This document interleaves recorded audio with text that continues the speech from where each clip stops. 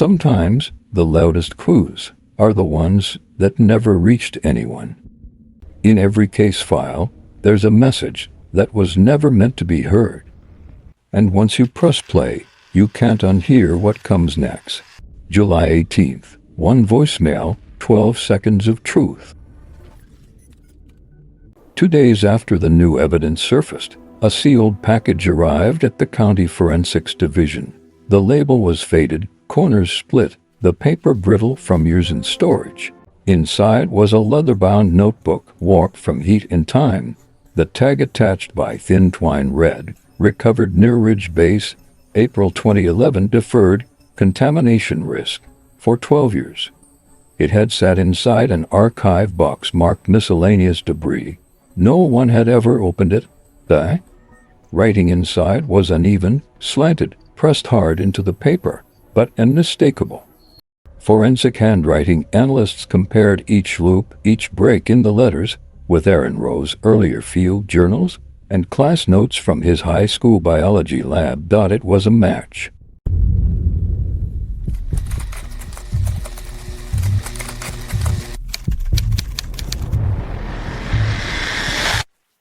The final entry, written across the last page in smeared ink, was dated July 18, 2010, the very night his phone placed a call that never connected. The words were short, uneven, written as if rushed. "If you find this, it wasn't me. It's the man from the Ridge."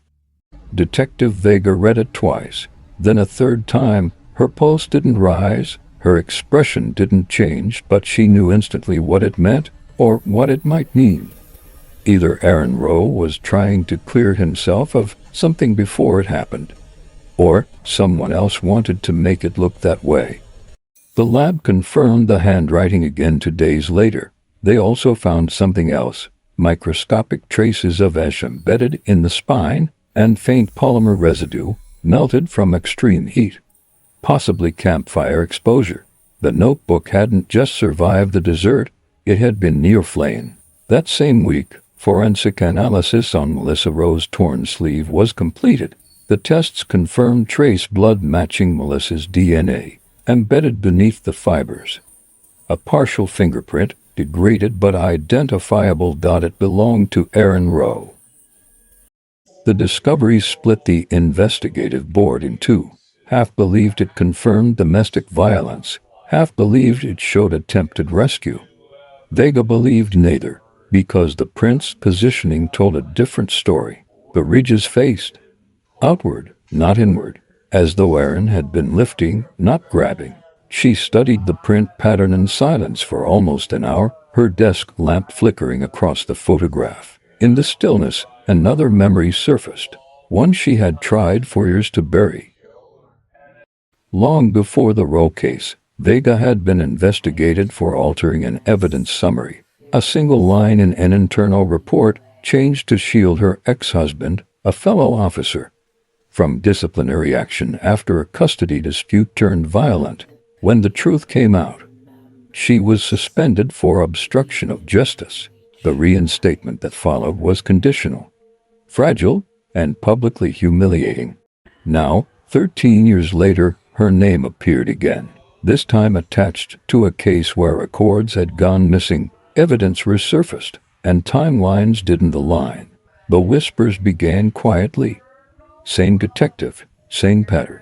Journalists revisited old headlines, online forums reopened discussion threads. A familiar question resurfaced: can we trust her version of the truth? Vega didn't respond publicly. Instead, she returned to the file room at dusk, long after the other investigators had gone home. There, under the hum of the fluorescent lights, she reviewed every recovered photograph, every transcript, every log entry between July 16th and 20th, 2010. At the bottom of the stack was the digital chain of custody form for the new SD card recovered from the desert. The system flagged an anomaly, an edit authorization field, dated that same week, bearing Vega's own badge ID, but she had never logged that authorization. If she certified the file now, the record would show her as the last officer to alter it. If she refused, the case would remain open indefinitely, and her past misconduct would be reopened for review. The departmental memo made it explicit: submit for verification to close. Failure to submit will initiate audit.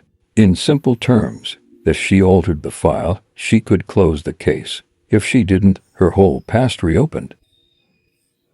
The decision sat before her on the monitor, a single blinking cursor beside the command submit for verification. Her hands hovered above the keyboard. The hum of the air vent filled the silence. She thought of the rows to faces pinned on the corkboard beside her desk, and of her own daughter, whose custody she had lost 10 years before. For a long moment, Vega didn't move. The clock on the wall ticked quietly behind her. Then, in the faint audio captured by her body camera, she spoke, barely above a whisper. "The dessert doesn't hide secrets," she said. "It just lets them rot slow." Her fingers tapped once. The unedited file uploaded to the state system. By morning, the case would no longer belong to her alone. But the story didn't end there. While analysts reviewed Vega's submission, a separate forensic team at the State Geology Lab processed the soil samples taken from the recovered site. Their results revealed something unexpected. The sediment beneath the rose tent contained compressed layers inconsistent with the environmental data from 2010. Subsurface patterns showed interference, a compression ratio that suggested disturbance approximately 12 to 14 months after the reported disappearance. In other words, someone had returned to that campsite 1 year later. The soil was pressed down from above, not shifted by weather. The pressure pattern resembled human movement, slow, deliberate, weight distributed. Whoever it was, they had taken time. When the report reached Vega's inbox, she read it 3 times in silence. Then she leaned back in her chair, closed her eyes, and exhaled. Someone had gone back, moved the earth, reburied the evidence. That single fact reframed everything the investigation thought it understood. The notebook, the fingerprints, the missing camera files, all of it now belonged to 2 separate timelines, one ending in 2010, and another, still unexplained, beginning in 2011.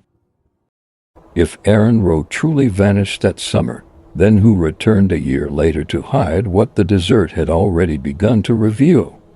And if that person wasn't Aaron, then whose shadow was captured faintly, standing beside the tent in the degraded corner of the recovered footage? For the second time in her career, Detective Claire Vega found herself holding a truth she couldn't submit because the system built to receive it wasn't built to understand it.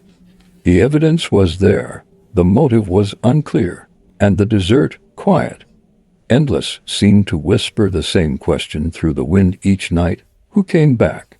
Subscribe for the final part.